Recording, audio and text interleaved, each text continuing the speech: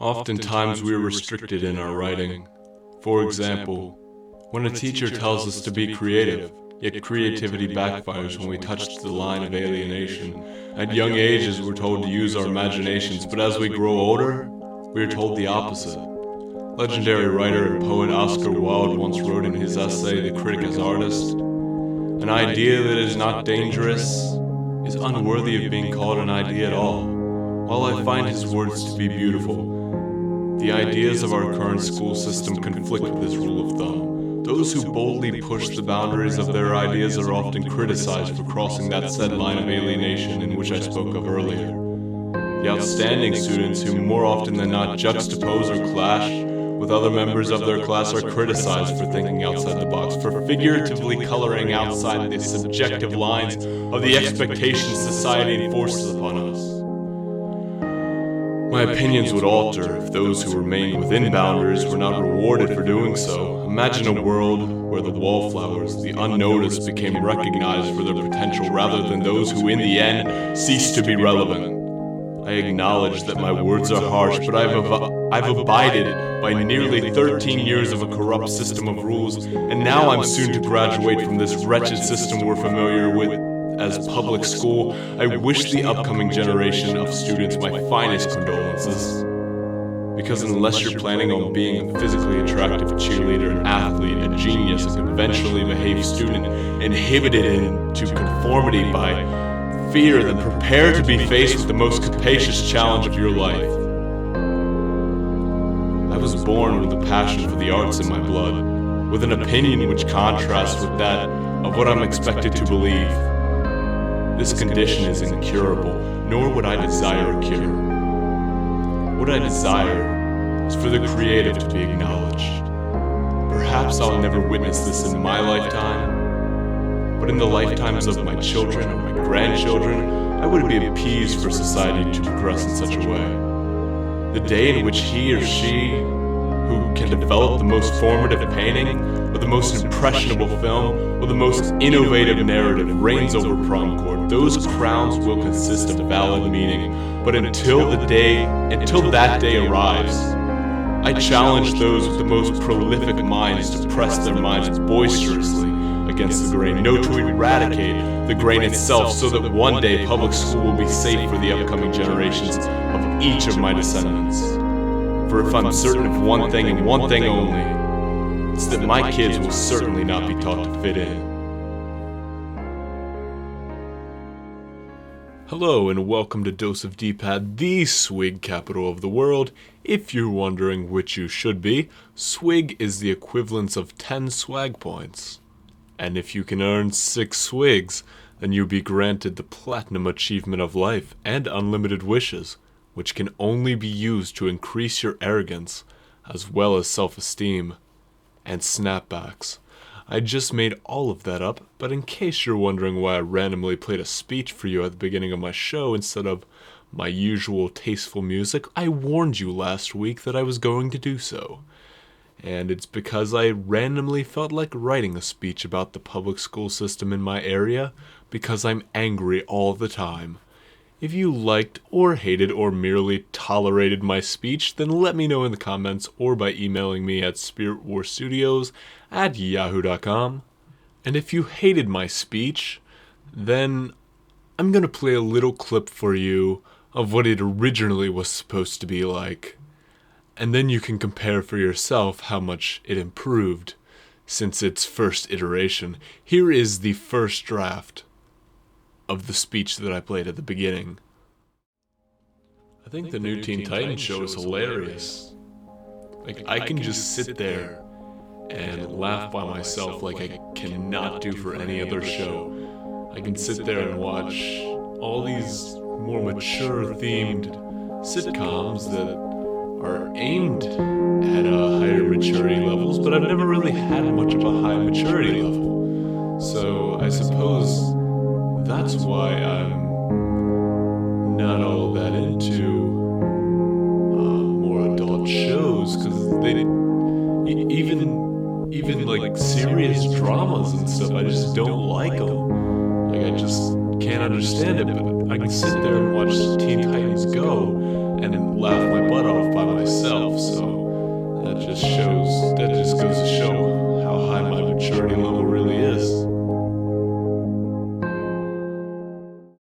Dose of D-Pad calendar of upcoming events. In the upcoming weeks of Dose of D-Pad, we have quite a few events going on.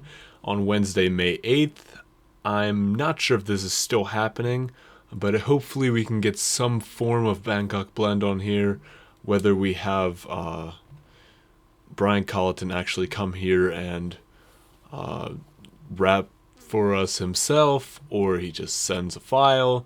I'm gonna try to get up with him as soon as possible. So that's a maybe on Wednesday, May 8th, which is next week's podcast. Hopefully I figure out something by this weekend, though I wouldn't be too positive about this if I were you. I don't get your hopes up, but I'd like to try to get something from Bangkok Blend on here. So some kind of exclusive rap recording or something. On Wednesday, May 15th, it's going to be our typical Dose of D-Pad. Nothing special, and that's for sure. Unless something drastically changes, like a new Xbox gets completely announced next week, then we might have something, but we know that's not happening because that's happening on Tuesday, May 21st, like how I did that transition there. The rumored Xbox announcement. Well, no, not the rumor anymore. I don't know why I still have it written down as rumored. Not rumored anymore. The confirmed Xbox announcement will be taking place on May 21st. I will not be able to cover it live, unfortunately, but fortunately I will still have a discussion later on that night and upload it iTunes, SoundCloud, YouTube, the typical, the norm. And Friday, May 24th will be the B10 official podcast Arrested Development episode. B10 hasn't been on for I have no idea how long now. Maybe 2 months. I don't think I've had B10 on since February, so it has been quite a while. But B10 official podcast will be returning. It doesn't feel like a while because I'm still doing this podcast, so it still feels like I'm doing the same thing. But B10 will be returning on May 24th for the Arrested Development episode. I'm not sure. We're covering like the new 4th season if you aren't already aware. But if you aren't already aware, you probably don't care because it's only for the hardcore Arrested Development fans, such as myself. And yeah, so we'll be talking a little bit about Arrested Development. The whole thing will be Arrested Development themed, so expect quotes and clips and all kinds of that kind of jazz on there, so you can reminisce about characters, and I'll go over some plot outlines and such if you're not already familiar with Arrested Development. So you can listen if you aren't totally into the show, but I'd like for you to have at least some background on the show before listening, so it will not appeal to many people at all. On Friday, June 14th, we're doing something for The Last of Us. Not sure exactly what I'm doing yet. I'm trying to get something on Twitch TV. I got to figure out how to use my Easy Cap, but that's over a month from now.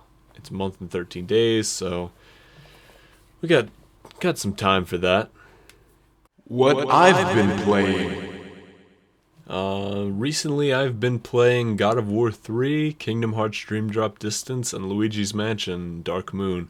I've not been playing anything really consciously, I guess. I'm not really getting into anything right now as I'm awaiting the release of The Last of Us, but I've never played God of War 3. Some random kid at school sold me a copy in the office, as well as God of War Collection, so that was a pretty convenient sale. He sold me both games for $20 total, so that's pretty awesome. And in the office at school, I don't know if I mentioned it was at school, but in case I didn't, yeah, I'm 17, so I'm still in school. And Kingdom Hearts Dream Drop Distance. Oh yeah, by the way, God of War 3 is amazing. The collection, which consists of the older PS2 games, Doesn't really throw me too much because I've seen so much of what current gen consoles can do that I'm not. It would be hard to blow me away by something on PS2 right now. Although I was blown away by Jak and Daxter, which was years after the original's release, since I've only played the HD version of that. Kingdom Hearts Dream Drop Distance, I got that for 1.5 HD Remix is coming out on PS3 later this year, and I kind of want to try out whatever, like the newest iteration of Kingdom Hearts, and I got the Circle Pad Pro XL, which you can read my review on baloney.blogspot.com. That's BULLOGNA.blogspot.com. I had way too much fun with that review. You should check it out. I reviewed it poorly, by the way, so it's kind of hilarious. It's not too poorly, but this isn't the review for Kingdom Hearts, by the way. It's the review for the Circle Pad Pro XL itself. But yeah, it's not so good. It just doesn't seem worth the $26 that was paid to get that here. So yeah, check that out if you're interested. Even if you're not interested in gaming that much, it's a pretty funny review. A lot of hyperbole about my experience, so I think most people would enjoy that review. But that's all up to your own perspective on humor. Luigi's Mansion Dark Moon, amazing game. I meant to do a review for that earlier this week, but I forgot all about it, so I may never do a review for that at all. But my verdict on that is probably about a 9.0 so far in my experiences with the game. Top ranking games of the week. This week's top ranking games consist of Far Cry 3 Blood Dragon, which is number 1 right now. And I haven't played it myself, but I've heard it's hilarious. And especially for people who grew up in the 80s, which isn't me, but for those who did, and those who are familiar with like NES type games and other 80s consoles and games and movies and culture, then you might want to check that out. It seems cool. The entire soundtrack is done by Power Glove, which I'm playing one of their songs at the end of today's podcast, which is the heavy metal version of the Pokémon theme song, which is amazing. And I've listened to the game soundtrack, Far Cry 3 Blood Dragon, and it's pretty decent. I like it a lot. I'd like to see it in game. I haven't seen any videos or anything from the game, but probably try out something for it at some point. But right now I have a lot of games to go over, so unfortunately I can't try it out right now. But number 2 is Surgeon Simulator 2013 for the PC. I highly doubt that's going to be number 2 on the most popular games for very long at all, but it is right now, so that's quite strange. Number 3 is Slender: The Arrival on PC. That's been up there for a while now. I haven't heard anything on the game still. Has a 68% on GameRankings.com. If you like the original, it's probably one of those things where you have to like the original because it's pretty much the same game, but slightly different levels or whatever. I don't know. I don't like that those kind of games. They're too trendy for me, honestly. It's something that years from now we're gonna look back and laugh and say that was a really stupid fad to enjoy Slender Man, which is like a child predator thing that is found in the backgrounds of fake pictures. It just doesn't seem appealing to me at all.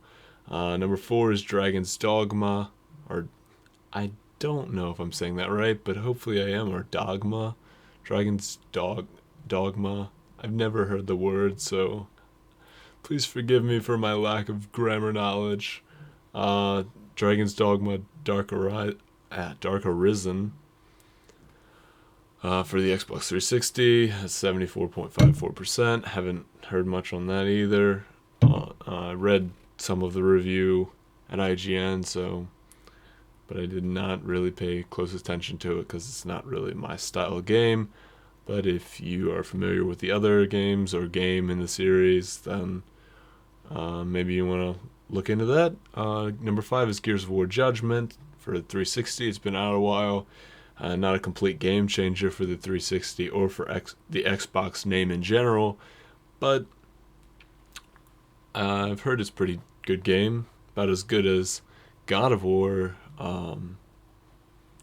Ascension. So if you have an Xbox 360, check it out. If you don't, not worth buying a 360 for.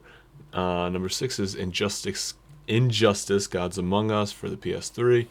Heard it's great. Not quite into fighting games, but if I were, then I would probably check this out because it's very story driven. I might still check it out eventually if there's a point in time within the next few years when I have nothing to play or hardly any money and this is on sale. Yeah, sure, I'll try it out. Looks awesome. I just can't find the time right now, but yeah, definitely check that out if you're a DC fan. By the way, that's a DC game if you had no idea what it even was. It's DC superheroes and villains and characters fighting in the style of like Mortal Kombat, because it's from NetherRealm, which is the developers of Mortal Kombat. So if you like Mortal Kombat, if you like DC, it's a collaboration again. Just try to forget Mortal Kombat versus DC Universe. Number 7 is God Mode for PC. Haven't heard anything at all about this besides like a quick mention of something about it on Podcast Beyond. I have no idea what it even is. So we're moving on to Age of Empires 2 HD Edition for PC is number 8. Strategy game about history. If you like strategy or history, which I'm not really that interested in, then check it out. Number 9 is Tomb Raider for the Xbox 360. I have played a little bit of Tomb Raider, the new Tomb Raider game, but I just can't. I can't get into it. It's like I like Uncharted so much, and it's hard for me to get into this Tomb Raider game because it just doesn't feel the same. The characters don't feel as compelling to me as in Uncharted. Like Nathan Drake could be any man ever because he's so typical, but like any man with like this abundance of useful knowledge about history and his ancestry. So I just can't find Lara Croft or any of the characters for that matter in this game to be that compelling like I do with Uncharted, and it feels like a bad, more open world knockoff. Not open world, but more open knockoff of Uncharted that I just don't like. I can't get into it, unfortunately. Number 10 is Soul Sacrifice for the Vita. Heard it's good. Not a game changer for Vita. Don't get a Vita for this game. But if you have a Vita and you like RPGs like Monster Hunter, Ragnarok Odyssey or something like that, then check this out. Although I've heard some bad things about it, but overall I've heard it's actually better than Monster Hunter, less boring, but I'm not into really long games, so that kind of cuts me out. I like games that are fairly short, linear, and story driven, which kind of cuts out a lot of games for me, but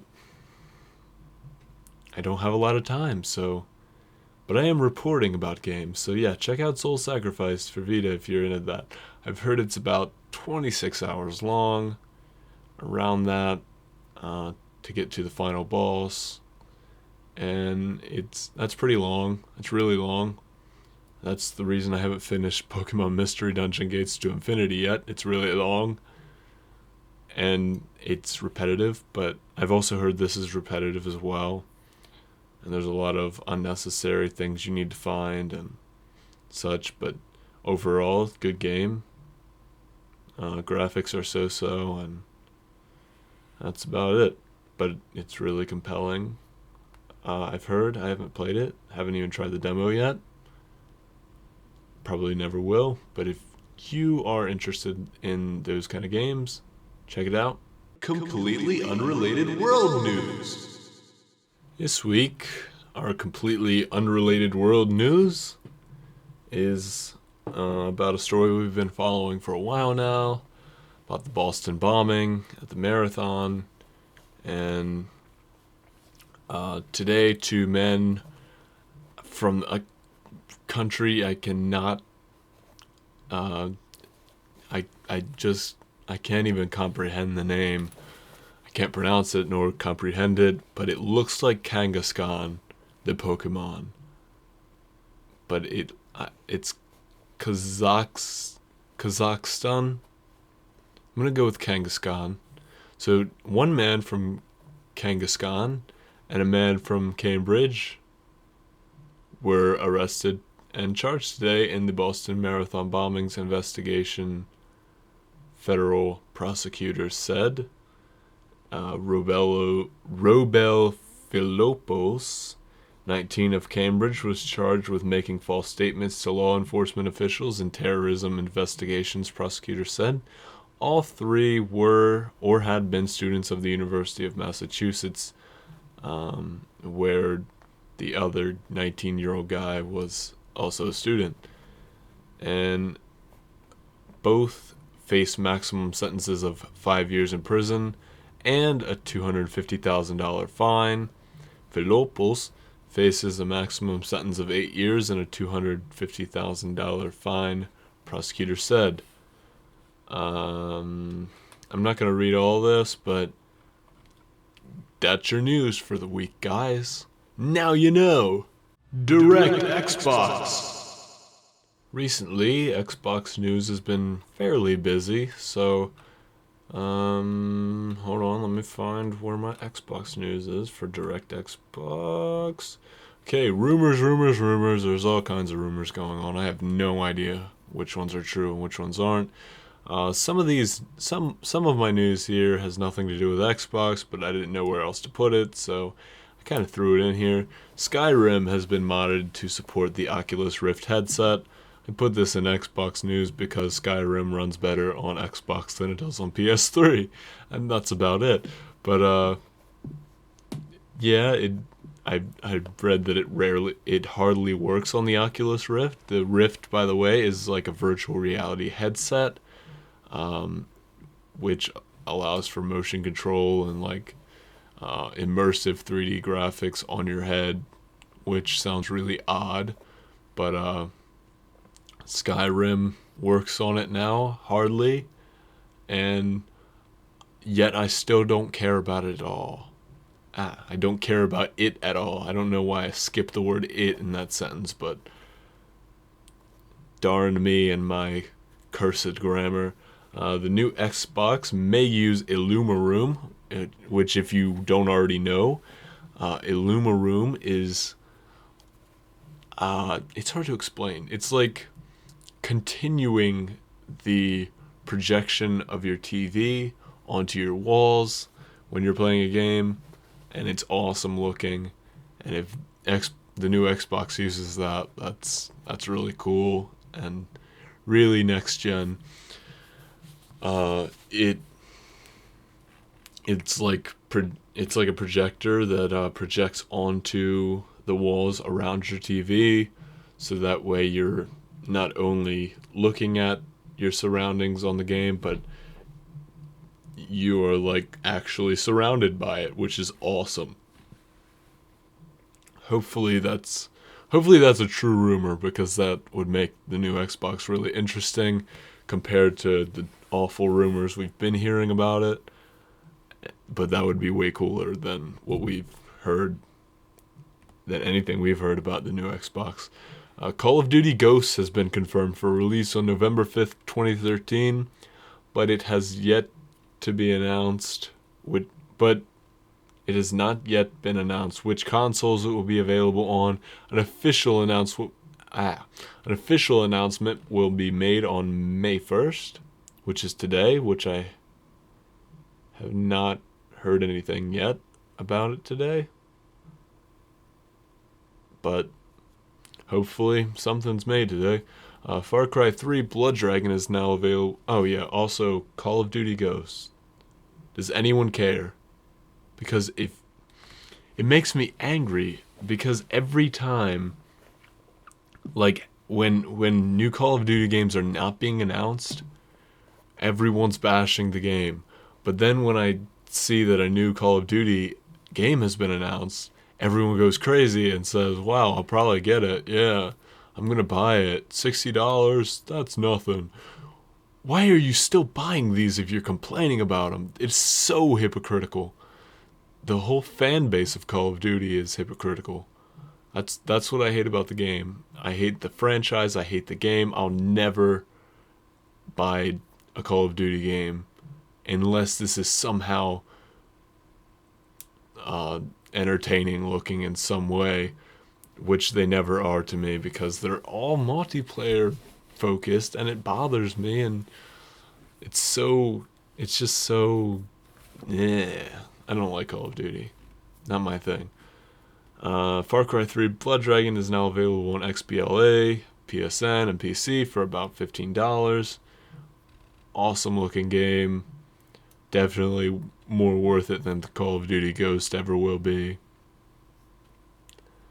I'm just messing with you guys, okay? Don't take me seriously. I'm never serious at all. If you know me personally, you know I'm never serious at all. Let's see, what else?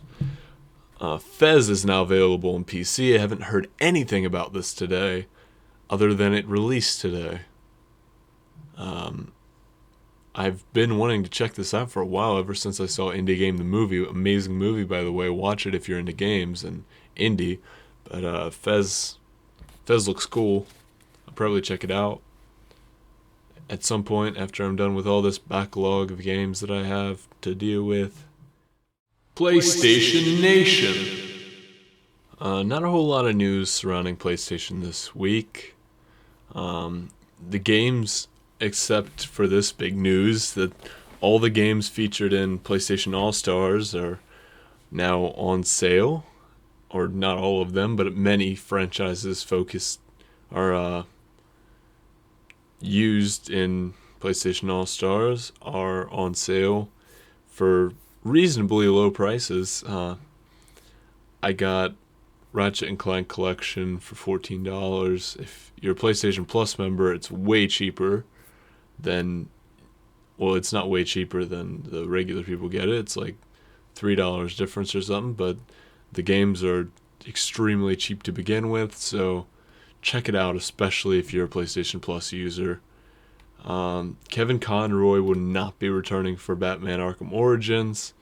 This is kind of sad because he is Batman, and also we pretty much know that Mark Hamill is not returning to play Joker, which really disappoints me because he is the Joker. I cannot stand the Batman movies and shows that don't feature Mark Hamill as Joker, other than The Dark Knight, of course. But I just, I don't know how I feel about this game so far. Arkham Origins. It's for those of you who don't know, it's supposedly a prequel to Batman Arkham City, Arkham Asylum games, but it's from a different developer than Rocksteady, the ones who usually do it. But supposedly this studio is being guided along the way with Rocksteady's technology and such. just don't know how I feel about it. Soul Sacrifice is now available for the PlayStation Vita. Talked about it earlier. No need to discuss it again. Leave luck to heaven. Nintendo's been pretty busy making news this week as well. Nintendo has been confirmed they are not holding a major E3 press conference this year. This is so disappointing. It makes me sad. I want to cry because I look forward to E3 each year, and Nintendo is the company that got me interested in E3 every year. I always watch it. None of my friends watch it at all. Like they used to before when G4 was on, but now that G4 is gone, no one I know is going to watch E3, but I still am, and Nintendo's the reason for that, the reason I watch it every year, and it's going to be so unfortunate not seeing them hold their major press conference this year. I always look for Reggie Fils-Aimé, or however you say his name. It's probably better than anyone else has said it recently, but it's so disappointing to me. I can't imagine an E3 without Nintendo, but I guess I'm going to see one in about a month, so that's going to be disappointing to me. A new model of the 3DS, which consists predominantly of the color pink, has been announced to release in the United Kingdom on May 31st. I should have read this differently. I'm gonna start over. A new model of the 3DS, which consists predominantly of the color pink, has been announced to release in the UK on May 31st. I just butchered the whole British accent, but it was so worth it. We may see Retro Studios' latest game in the not-so-distant future. That is another news topic. Retro Studios does the Metroid games and the modern Metroid games, I guess, and so we may see another Metroid game in the not-so-distant future. That's interesting, kind of. Hold on, I'm moving the mic, so if you hear something weird, that's why. And a class action lawsuit has been filed against Gearbox and Sega due to false advertising before launch. This has nothing to do with Nintendo, but I posted it here because Alien... Wait. I never even said what game it is. It's Aliens Colonial Marines, Aliens Colonial Marines. It is, it was never released on Wii U, and it was in production for Wii U, but due to bad critical reception and sales, and now a class action lawsuit against Gearbox and Sega, it's no longer releasing on the Wii U system. But it is interesting to see that the consumer is actually taking action, which we know by now that the gamer is a very, very vocal group of people. Like, gamers are very vocal because, unlike regular people who play games are so passionate about what they do, so passionate about their medium, and it's interesting to me to see how they take action, just like when they voted EA the worst company of the year or whatever. EA's not the worst company, but because gamers are so vocal about their opinions, they voted it in because they hate EA that much. No one hates... The runner-up was Bank of America. No one hates Bank of America that much. But people hate EA a lot. People just hate them and a lot of people hate them because they do these microtransaction things, because they, I don't know what else they do that's bad, but I know they do microtransactions, so, and SimCity DRM and stuff like that.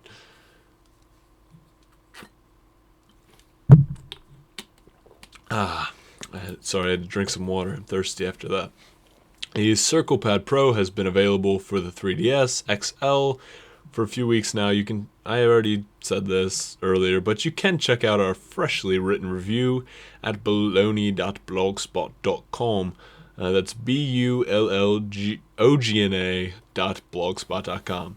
So check that out. I think you'll like it. Discussion topic of the week. Today's discussion topic of the week is will PlayStation Vita be Sony's last handheld? And my answer for that is I have no idea. I really don't.